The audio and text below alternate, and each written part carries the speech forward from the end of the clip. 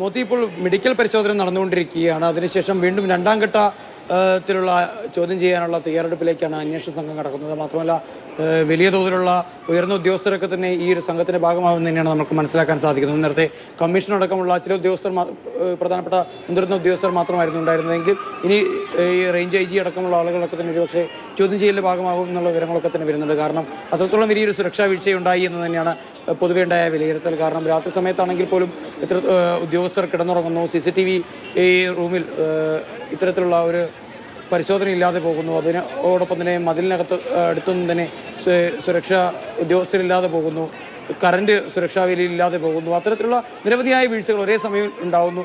അതെല്ലാം തന്നെ നേരത്തെ തന്നെ ഗോവിന്ദചാമി മനസ്സിലാക്കിയിരുന്നു എന്ന് തന്നെയാണ് യാഥാർത്ഥ്യം. ഒരു മാസം എടുത്തുകൊണ്ടാണ് അയാൾ ആ കമ്പി കൃത്യമായി അറുത്തുമുറിച്ച് മാറ്റിയത്. അപ്പോൾ എത്രത്തോളം കാലത്തെ ആ കൃത്യമായൊരു പ്രയത്നത്തിനും പരിശീലനത്തിനും ഒടുവിലാണ് ഇത്തരത്തിലുള്ളൊരു നീക്കത്തിന് അയാൾ തയ്യാറെടുത്തത്. അതോടൊപ്പം തന്നെ അകത്തു നിന്നോ പുറത്തു നിന്നോ ഏതെങ്കിലും ഒരാളുടെ സഹായം അയാൾക്ക് ലഭിച്ചിരുന്നു എന്നുള്ള കാര്യത്തിൽ കൂടി ഒരു വ്യക്തത വരേണ്ടതായുണ്ട്.